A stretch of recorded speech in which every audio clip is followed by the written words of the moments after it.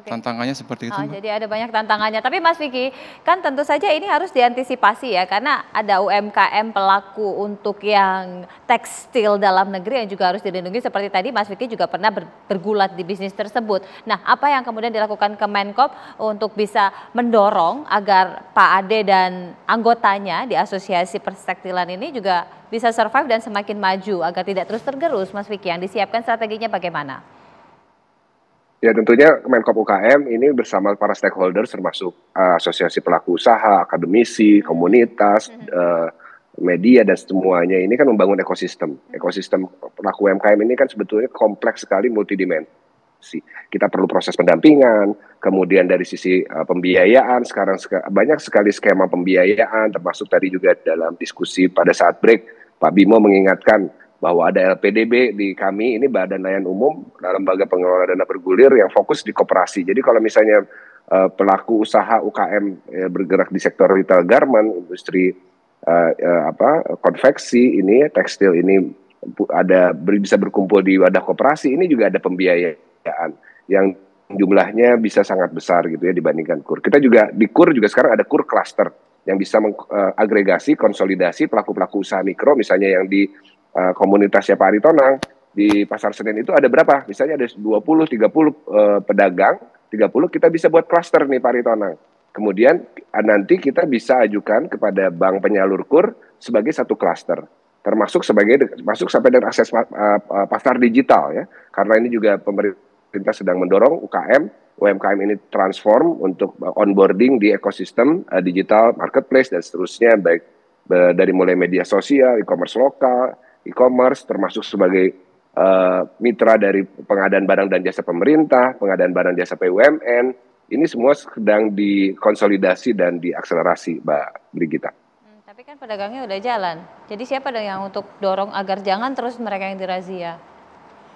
Ya, jadi jelas bahwa Presiden sudah menyampaikan satu keprihatinan dan langsung membuat keputusan stop yang namanya impor barang bekas. Itu kan pernyataan Pak Presiden terkait dengan kegiatannya, programnya dan kebijakannya kan seperti saya sampaikan, keputusan Menteri Perdagangan nomor 40 tahun 2022 itu jelas bahwa terkait dengan yang menyangkut barang pakaian bekas itu adalah larangan. Nah, ternyata larangan ini yang terjadi adalah implementasi yang pertama kurang adanya. Kalau kebijakan kan diturunkan menjadi program, program diturunkan menjadi kegiatan. Kegiatan terhadap pengawasan peraturan Menteri Perdagangan nomor 40 nomor 2 tahun 2022 tentang larangan impor pakaian bekas ini ternyata faktanya tidak dilakukan secara maksimal. Bisa karena memang program dan kegiatannya itu teledor, bisa karena memang tidak disosialisasikan. Jadi yang namanya Dinas Perdagangan Kabupaten Kota Provinsi di Indonesia itu ada yang tidak tahu bahwa barang bekas ini adalah merupakan barang yang dilarang diimpor. Ini Dinas Perdagangan ya. Bisa-bisa Polsek dan Kapolresnya juga nggak tahu bisa-bisa. Nah, saya maksudkan begini, saya sepakat. Yang terkait di hulunya, silakan menghabiskan stok barang yang ada. Hilirnya. Kemudian kalau sekarang ini mau ditutup dan segera dipolis line, itu adalah grosir-grosir yang jelas itu kasat mata seluruh pedagang ini tahu grosirnya di mana. Yang masuk dari Manado, grosirnya di mana.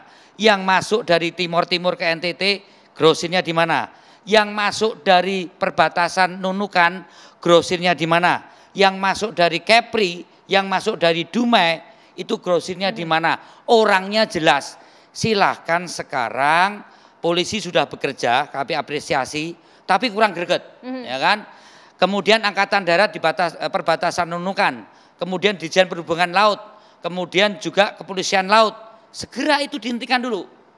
Sambil kemudian yang faktual seperti Pak Aritonga ini akhirnya kan tidak akan jualan. Bagaimana stok berikutnya? nanti kita urusi, saya akan rapat nanti dengan Kementerian Koperasi dan Kementerian Perdagangan, solusi buat mereka-mereka. Tapi Pak Polisi, mohon tidak ada dulu gropean buat para pelaku UMKM. Ini penting saya sampaikan. Mohon Pak Kapolri, ini masyarakat kecil, Presiden pidato itu tidak diarahkan secara langsung pada pelaku UMKM, tapi tutup dulu importir-importir dan grosir-grosir itu untuk barang ini tidak masuk kembali. Karena ini adalah peraturan larangan untuk impor pakaian bekas. Jadi baik, kita sesaat lagi kembali.